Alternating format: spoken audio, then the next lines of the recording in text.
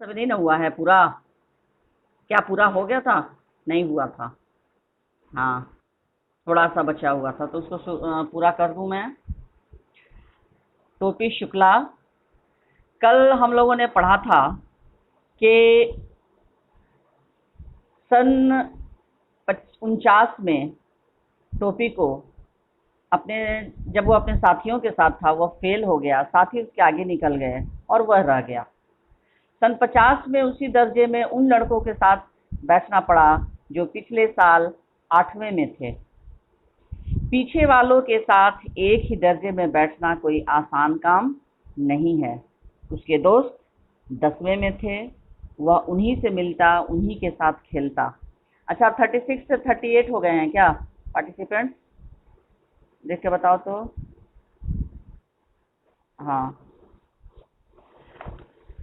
तो वह उन्हीं के साथ खेलता। अपने साथ हो जाने वालों में से किसी के साथ उसकी दोस्ती ना हो सकी।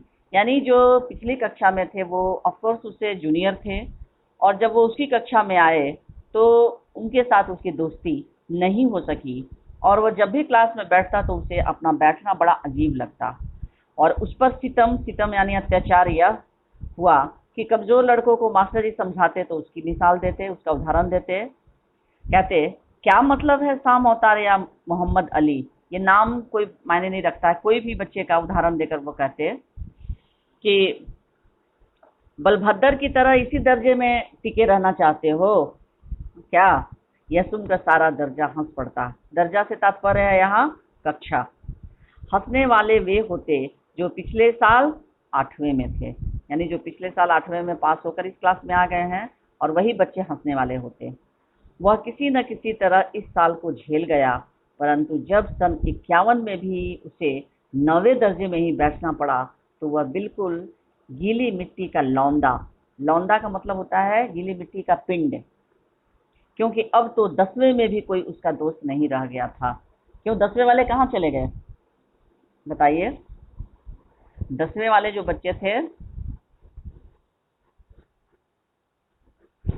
सब पास करके आगे बढ़ गए थे, अगली कक्षा में निकल गए सब। तो इस तरह से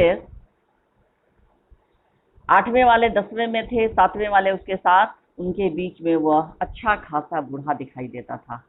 क्योंकि उम्र तो बैठी नहीं रहेगी।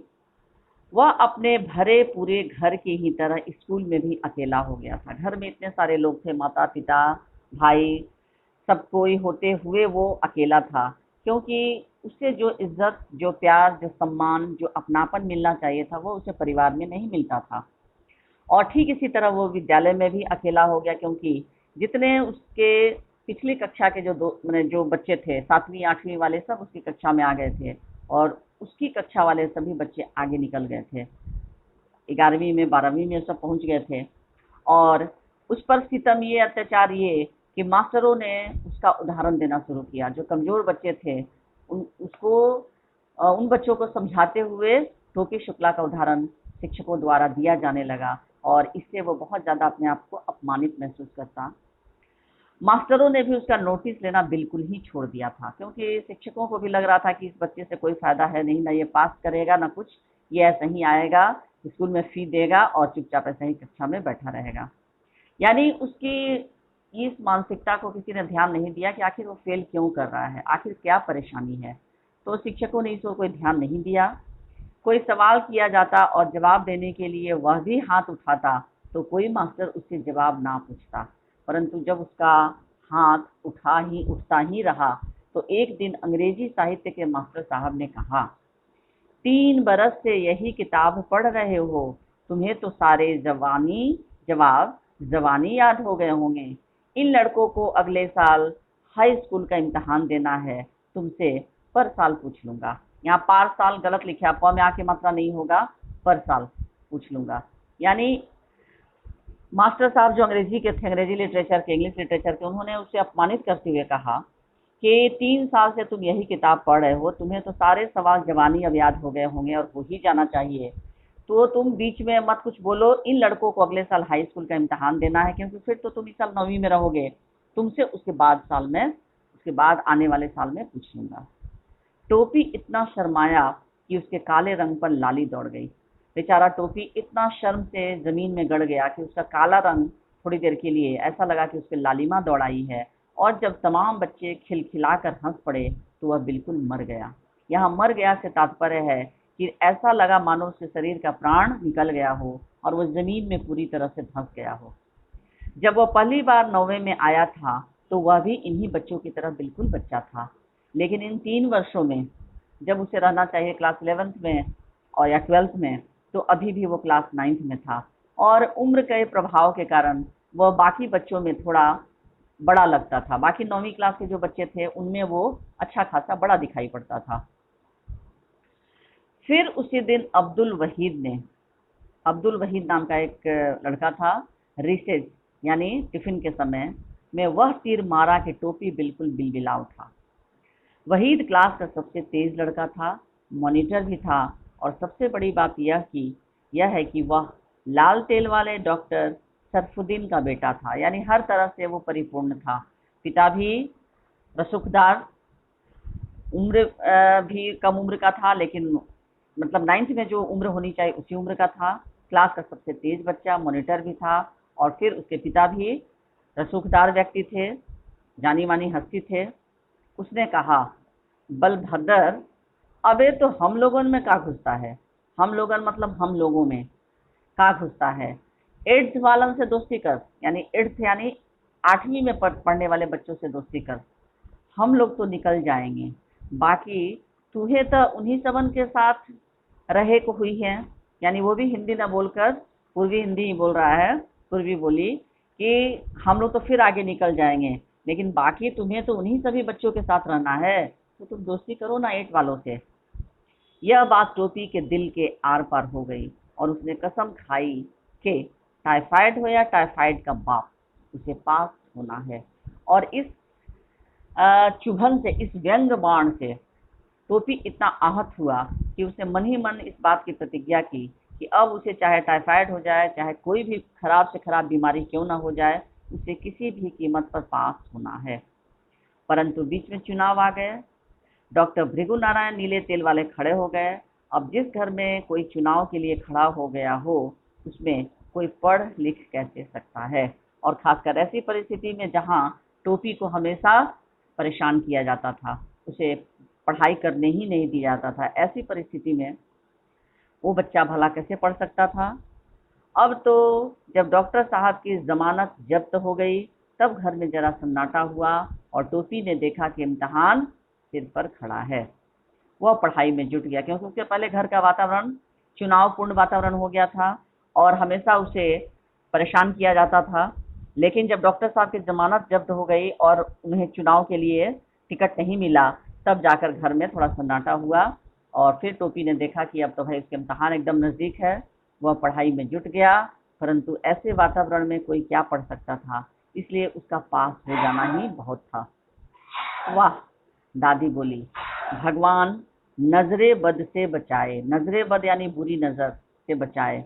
रफ्तार अच्छी है, तीसरे दर्जे में पास तो हो गए। यानी दादी भी व्यंग बाण चलाने में पीछे नहीं थी। तो समझ में आया टोपी शुक्ला पाठ आप लोगों को? हाँ, बताइए। हाँ हाँ,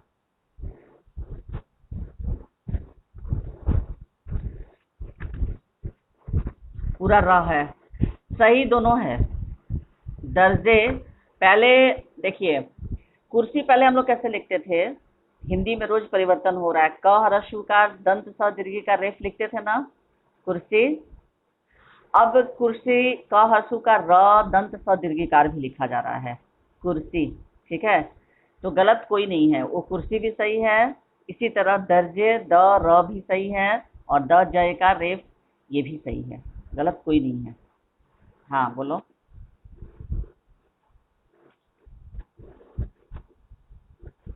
किसमें? हिंदुस्तान, इंसान। अच्छा, इंसान में आधा न होगा।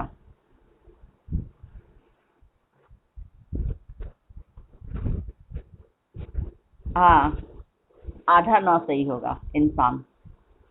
इंसान, अगर मान लीजिए न आप पूरा लिखते हैं, है ना, और वही तो आपका ऊपर में ई के ऊपर आप अनुस्वार भी देकर लिखते हैं, ठीक है। लेकिन आप जब अगर आधा न लिखते हैं तो उसका उच्चारण क्या होगा? इंसान, ठीक है। और जब पूरा न लिखेंगे तो क्या लिखेंगे? इंसान। तो इंसान नहीं ना होता है। पढ़ते क्या है हम लोग? हम लोग उच्चारण क्या करते हैं? इंसान करते हैं ना। न ऐसा लगता है कि आधा ही उच्चारित हो रहा है, ठीक है। और जब पूरा न दे देंगे, अब मान लीजिए सम्मान हम लोग लिखते हैं, दंत स म म संयुक्त आकार न, ठीक है, सम्मान, ठीक है। लेकिन जब हम पूरा म दे देंगे तो इसको क्या पढ़ेंगे? सम्मान। ठीक उसी तरह इंसान, इंसान नहीं होता, इंसान होता है। तो आधा न ही होगा, आधा न ही सही है उसमें, ठीक है। अच्छा ठीक है, इस कंफ्यूजन को हम फिर दूर करते हैं अपने सीनियर से बात करके, जिस ग्रुप में मैं जुड़ी हुई हूँ, ठीक है, कि इंसान में आधा न होगा या फिर पूरा न, और क्यों होगा इसका कारण भी मैं बता दूंगी, ठीक है। वैसे होना चाहिए छोटा आधा न ही, लेकिन फिर भी मैं आज पूछ लूंगी। और कोई समस्या किसमें? किस पाठ में? पाठ बताओ।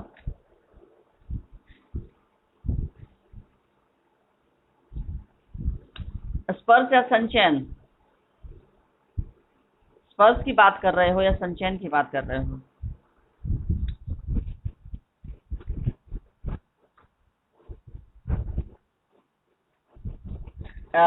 ये मतलब किस किताब में बता नहीं पा रहे हो? संचयन में है या वो नहीं बता पा रहे हो?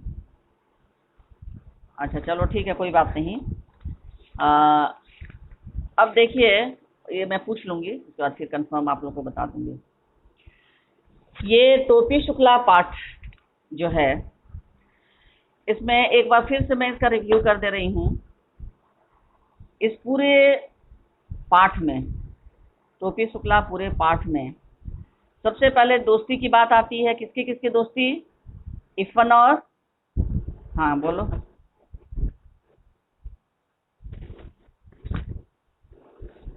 Page number 100। मेरी मेरी किताब में तो बेटा नई किताब है, इसमें 101 तक ही है। 107, 109, 10, 11। अच्छा, अब एक मिनट। स्पर्श, हाँ, एक मिनट। 112, 112 ना? हाँ हाँ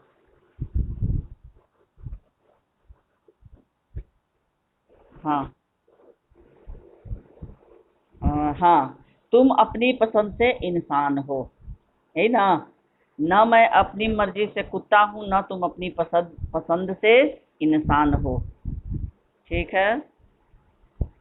इसको मैं बता दूंगी, ठीक है। चलिए, तो ये टोपी शुक्ला पाठ में सबसे पहला दोस्ती की बात आती है, इफ़न और टोपी की मित्रता का, मित्रता के बारे में कि इन दोनों की मित्रता होती है। जब इनकी मुलाकात होती है तो ये किस कक्षा में पढ़ने वाले बच्चे होते हैं दोनों? जब इनकी दोस्ती होती है तो किस कक्षा में पढ़ रहे थे? बताइए, जल्दी बताइए, हरी अप। देखो कि क्या चैप्टर आप लोग पढ़ते भी या नहीं, नहीं पढ़ते हैं। एक बात मैं बता दूं, आप लोगों को अगर लगता है कि हम लोग इसी तरह से पढ़ लेंगे, किसी तरह से मार्क्स बहुत अच्छा आ जाएगा, तो उम्मीद मत करेंगे आप लोग। उम्मीद बिल्कुल नहीं कीजिएगा कि मार्क्स बहुत अच्छा आएगा, क्योंकि जो स्थिति आप लोगों की है वो स्थिति बयान कर रही है कि आप लोग बिल्कुल नहीं पढ़ रहे हैं। हाँ, ढूंढ ढांड कर पढ़ लिए, कहीं से किताब से पढ़ लिए, क्योंकि इतना जवाब देने में समय लग जा रहा है आप लोगों को। चौथी कक्षा में वो जब थे तो उनकी मित्रता हुई थी, ठीक है। इफ़न और उसके परिवार, इफ़न के पिता का क्या नाम था? पूरा नाम क्या था? जल्दी बताओ। इफ़न के पिता का पूरा नाम, मैंने ये बताया भी था। बोलो, इफ़न के पिता का पूरा नाम। सैयद जरगाम मुर्तजा। सैयद जरगाम मुर्तजा उसके इसका नाम था, तो इफ़न का, और उसके पिता का नाम सैयद मुर्तजा हुसैन। चलिए ठीक है। और टोपी के पिता का नाम, उनका भी कोई नाम था? नहीं? हाँ, पाठ में नाम दिया हुआ है, दिया हुआ है ना? भृगु नारायण, सिर्फ भृगु नारायण था? भृगु नारायण शुक्ला, डॉक्टर भृगु नारायण शुक्ला, नीले तेल वाले, ये इनका उपनाम है, नीले तेल वाले। अच्छा, टोपी की माता का नाम और दादी का नाम? हाँ, सुभद्रा देवी। चलिए, और इफ़न की छोटी बहन का क्या नाम था? इफ़न की छोटी बहन का नाम? नुज़हत, न हर्षु का नू, ज नुक्ता ह त, नुज़हत। ठीक है। इफ़न के पिता की पहली पोस्टिंग कहाँ हुई थी, किस शहर में? इफ़न के पिता की पोस्टिंग पहले किस शहर में थी, बताइए। ये शॉर्ट क्वेश्चन वही बच्चा बता सकता है जो इस चैप्टर को कम से कम 2 टाइम्स पढ़ा होगा, है ना? और आने वाले समय में आपके क्वेश्चन की प्रणाली अब धीरे धीरे इसी तरह 1 वर्ड या एक वाक्य में होने जा रही है। आप लोग कान खोल कर सुन लीजिए। बनारस, और ये दिया हुआ है पेज नंबर 34 में कि वह बनारस के फातमैन में दफन इसलिए की गई क्योंकि मुर्तजा हुसैन की पोस्टिंग उन दिनों वहीं थी। अच्छा, उसके बाद बताइए कि उनकी पोस्टिंग दोबारा कहाँ हो गई, किस शहर में? इफ़न के पिता की पोस्टिंग किस शहर में हो गई, जिसके कारण उसने प्रतिज्ञा किया कि अब वो किसी ऐसे लड़के से दोस्ती नहीं करेगा? मुरादाबाद। और किस समय इफ़न ने टोपी ने कसम खाई थी, वो कौन सा समय था, कौन सी ईस्वी? 10 अक्टूबर सन, हाँ उस समय, हाँ उस समय उसने कसम खाया था कि फिर किसी ऐसे लड़के से दोस्ती नहीं करेगा। अच्छा, तो ये सारे शॉर्ट क्वेश्चन इस पाठ से बहुत बनेंगे, मैं आप लोग को बोल रही हूँ। और जिस दिन मैंने होमवर्क दिया था, ये बहुत ताज्जुब की बात है, जब मैंने नाम लिखकर भेज दिया व्हाट्सएप पे कि सिर्फ इन्हीं बच्चों ने होमवर्क भेजा है, उसके बाद फटाफट फटाफट फटाफट आने लगा, तो मैं उन लोगों का चेक नहीं करूँगी। मैं सिर्फ उन्हीं बच्चों का चेक करूँगी जिन लोगों ने फर्स्ट डे काम करके दिया, भेजा। लेकिन बाकी बच्चे जो बाद में आराम से भेज रहे हैं, क्योंकि आप लोगों को जब डांटा जाता है, फटकारा जाता है, जब लिखा भेजा जाता है, रिटर्न जब मैसेज जाता है कि हाँ कुछ बच्चों ने नहीं लिखा, इतने ही बच्चों ने, 5 बच्चों और 10 बच्चों ने होमवर्क किया, तब आप लोगों का होमवर्क आने लगता है। मैं होमवर्क चेक नहीं करूँगी ऐसे बच्चों का, क्योंकि आप लोगों को जब लगता है कि नहीं अब भेज देना चाहिए, अब 4 दिन का समय बीत गया, 3 दिन का समय बीत गया, चलो अब आराम से लिख के भेज देते हैं, नहीं। होमवर्क का मतलब होता है आज जो दिया गया उसको आप आज करें, समय निकाल कर। ज़रूरी नहीं है कि आपके दर्शिका किताब में अगर 50 दिया हुआ तो 50 करें, आप 15 भी कर सकते हैं, 10 भी कर सकते हैं, लेकिन करें तो सही। आप वो नहीं बनाते हैं। जब नाम जाने लगता है, जब नाम आप लोग देख लिए कि हाँ इस क्लास से बस 5 ही और इस क्लास से 10 ही हैं, तो चलो हम लोग भी भेज दे रहे हैं, मैं ऐसे बच्चों का चेक नहीं करने वाली हूँ। एक बात आप लोग कान खोलकर सुन लीजिए।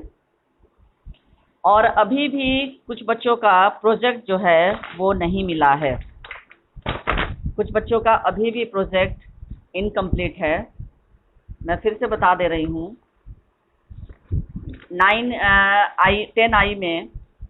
10 आई में हर्षराज किसके साथ था, प्रथम के साथ? अच्छा, हर्षराज प्रथम, दिव्य शंकर भी था ना, और उत्सव, ये 5 बच्चे थे जिनका तुम लोग। हाँ, तो ये भेजा किसने था मेरे पास? कौन कौन? हाँ, ये मेरे पास अच्छा ये बताओ। हाँ, तो मेरे पास भेजा कौन था? ये तुम भेजे हो? अच्छा, तो एक बार फिर से अभी रखे हो ना पास में? हाँ, एक बार फिर से भेज देना। ठीक है।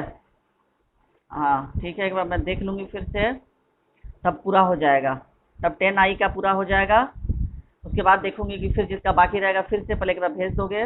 उसके बाद 10 आई के बाद 10 जे।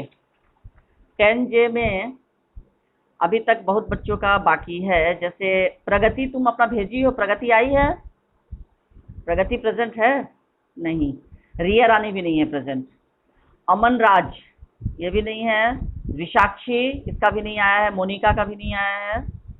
चंदन का भी नहीं आया है। और हर्ष कुमार, हर्षराज। हर्ष कुमार किसके साथ है?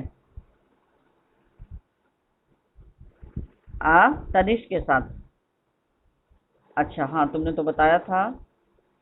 हाँ, चलो तुम दोनों का सेम मार्क्स है। अच्छा, उसके बाद हर्षराज रोल नंबर 18, इसका भी नहीं है। आयुष अमन रोल नंबर 21, 22 आयुष कुमार, मनीष कुमार, अभिषेक तिवारी, खुशी कुमारी, वैभव राज, आयुष कुमार, उत्कर्ष, ईशा कुमारी, इधर भव्या सिन्हा, अभिनव, आलोक राज और अक्षिता। ये इतने बच्चों का अभी तक नहीं है। चलिए ठीक है, मैं आज इंतजार कर लेती हूँ, उसके बाद मार्क्स भेज दूंगी। हाँ।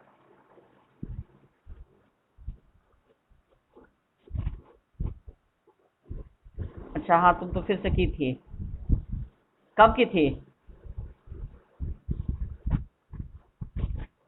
हाँ। अच्छा, ठीक है। चलो ठीक है। हम्म। ठीक है, फिर से मैं देख लेती हूँ आज के बाद।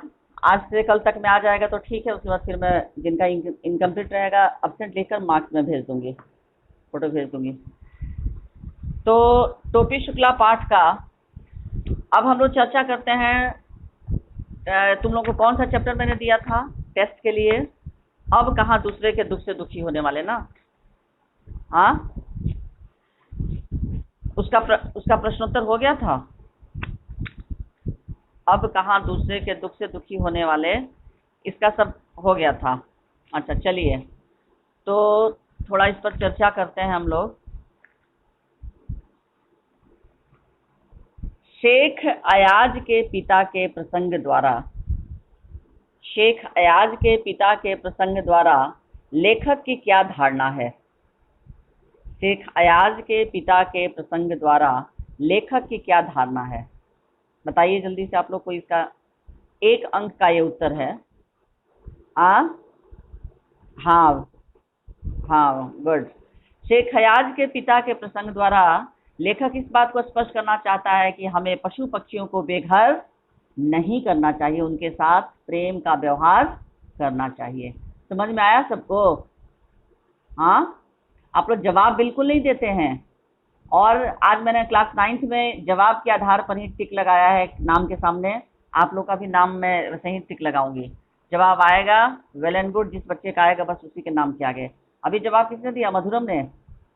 क्योंकि क्लास क्लास का इंटरनल असेसमेंट जो होगा ये मार्क्स इसी के आधार पर मिलेगा, आप लोग के बोलने के आधार पर। क्योंकि लिखने का काम आप लोग तो चैटिंग करके कर लेते हो बहुत आसानी से, लेकिन बोलने का काम और तुरंत जवाब देना है। नेक्स्ट है, कुत्ते द्वारा नूह को क्या उपदेश मिला? कुत्ते द्वारा नूह को क्या उपदेश मिला?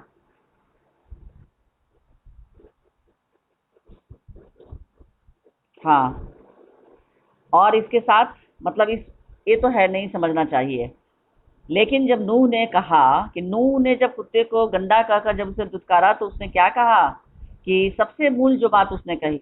हाँ,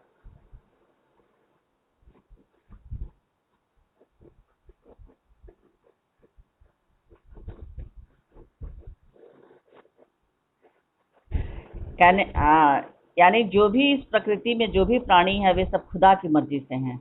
इसमें कोई बुरा और कोई अच्छा नहीं है। मैं अपनी मर्जी से न तो जानवर बना हूं, न आप अपनी मर्जी से इंसान बने हैं। ये सब किसने बनाया है? उस ईश्वर ने। यानी ये इस पृथ्वी पर जो भी जीव जंतु हैं, चाहे वो इंसान हो, फिर चाहे वो जानवर हो या जो भी हो, ये सब बनाने वाला, इसका रचनाकार कौन है? वो ईश्वर, वो खुदा। हम लोग यहाँ कोई भी अपनी मर्जी से कुछ भी बनकर इस दुनिया में नहीं आए हैं। यही उपदेश मिला ना? हाँ। हम्म। तो प्रश्न जरूरी नहीं है कि आपके पुस्तक में जो पीछे दिया हुआ है, अब क्लास 10th के स्टूडेंट हैं, इतना दिमाग में रखिए कि जो पीछे अभ्यास दिया हुआ है बस उसी को कर लेना आपके कर्तव्य की इतिश्री नहीं है। और कर्तव्य की जब इतिश्री नहीं है, जब जवाब आपको देना है और कहीं से भी क्वेश्चन आएगा तो आपको उसके लिए चैप्टर को कम से कम 2 और 3 टाइम्स पढ़ना होगा। 2 और 3 टाइम्स चैप्टर को आप लोग पढ़िए। ये मेरा सबको एकदम आदेश है कि आप लोग चैप्टर को कम से कम 2 और 3 टाइम्स पढ़िए, तभी जाकर आप कोई उत्तर बोल सकते हैं। और जैसा कि अब चैप्टर के भीतर से भी प्रश्न आने वाला है। नेक्स्ट प्रश्न मैं पूछ रही हूँ कि धरती से संबंधित प्रश्नों के उत्तर कौन देता है? इस पाठ में बताया गया है। हाँ, विज्ञान और धार्मिक ग्रंथ। और इस उत्तर का हर किसी के पास अपना अलग अलग दृष्टिकोण है। उत्तर देने का दृष्टिकोण विज्ञान अपने दृष्टि से देता है और धार्मिक ग्रंथ अपने दृष्टि से। प्रकृति के गुस्से से भयभीत होकर बंबई निवासी क्या करने लगे थे?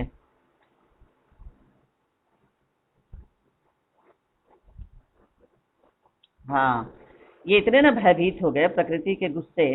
अच्छा, ये बताइए, प्रकृति ने अपना गुस्सा कहाँ निकाला था? हाँ। हाँ। किस रूप में? किस रूप में अपना गुस्सा निकाला था उसने?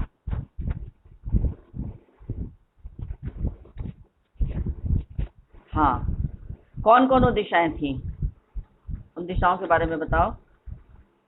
किताब ही देख कर बोलो। हाँ। हाँ। हाँ। वर्सोवा। हाँ। 3 दिशाओं में उसने फेंक कर ये दिखा दिया, वर्ली के समंदर, बांद्रा में कार्टर रोड, और तीसरा Gateway of India. India Gate नहीं, Gateway of India. India India Gate Delhi में है, ये गेटवे ऑफ इंडिया। तो इस तरह से उसने अपने गुस्से को दिखाया। तो ये याद रखेंगे, ये क्वेश्चन याद रखेंगे कि 3 दिशाओं में वो कहाँ कहाँ फेंका, ये तीनों स्थानों का नाम याद रखेंगे। हाँ, बोलिए।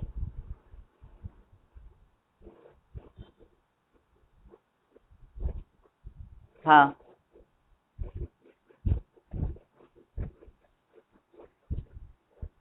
हाँ। हाँ। नहीं, दोनों कहाँ दो अलग अलग दिशा दिया हुआ है? घटना तो एक ही घटी थी। 2 घटनाएं कहाँ घटी हैं?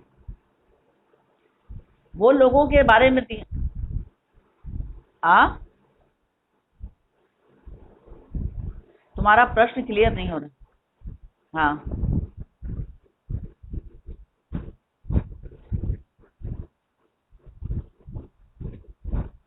हाँ। हाँ। हाँ।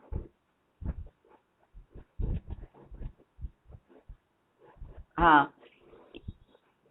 एक ही नहीं, एक ही इंसिडेंट है कि पहले मुंबई में देखने को मिला था और नमूना इतना डरावना था कि उसी का वर्णन यहाँ लेखक ने नीचे किया है। आई बात समझ में?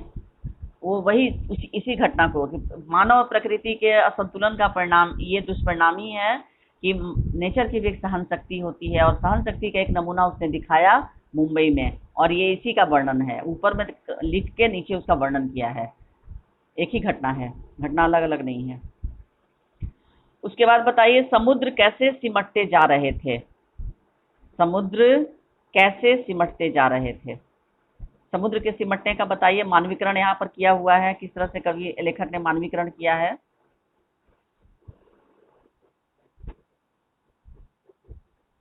हाँ।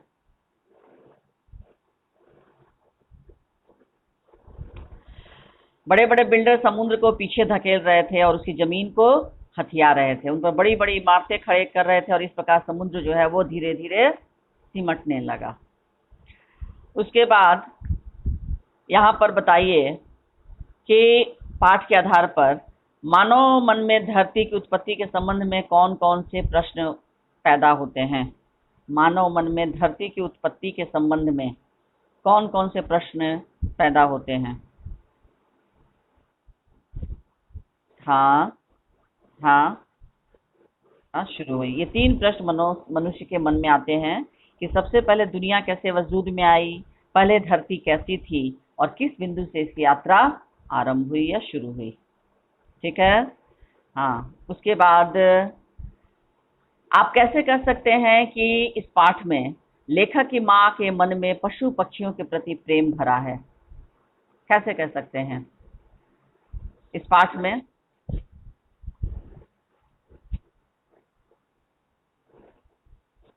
हम्म।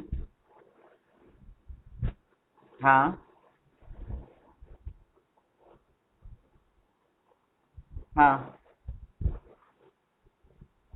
हाँ। लेखक की माँ के मन में पशु पक्षियों के प्रति प्रेम था कि कबूतरों, ये कहती थी लेखक की माँ, हमेशा ये भी कहती थी, इतना ये उत्तर से पर्याप्त नहीं हुआ, उत्तर थोड़ा और आपको देना होगा थोड़ा विस्तृत रूप से, कि कबूत वो लेखक की माँ कबूतरों को सताने के लिए मना करती थी। क्यों? क्योंकि किसको पसंद थे कबूतर। वो मन, वो कहती थी कि ये कबूतरों को नहीं कबूतर किसके किसे पसंद हैं, किसके बारे में उन्होंने कहा था। हाँ, वो इसीलिए कबूतरों को नहीं ये करना चाहिए, और उसके बाद बोलती थी कि मुर्गों को भी नहीं परेशान करना चाहिए। क्यों? ये मुर्गे क्या करते हैं। हाँ, उसके बाद फिर उन्होंने कहा था कि कबूतर का अंडा सावधानी से, एक उनके एक तो बिल्ली के द्वारा तोड़े जाने पर और दूसरा उसकी रक्षा हेतु, जब वो कोशिश की, इस बात की कोशिश की कि दूसरे अंडे को बचा दिया जाए, लेकिन असावधानी के कारण अंडा उनके हाथ से गिर गया, और इस गुनाह को माफ करने के लिए उन्होंने पूरे दिन रोजा रखा, और शाम को भी पेड़ों से पत्ते तोड़ने के लिए वो मना करती थी। तो इन सारी चीजों से पता चलता है कि लेखक की माँ का मन भी पशु पक्षियों के प्रति प्रेम से भरा हुआ था। ठीक है। उसके बाद लेखक के घर में खिड़की के बाहर दोनों कबूतर क्यों उदास बैठे रहते थे।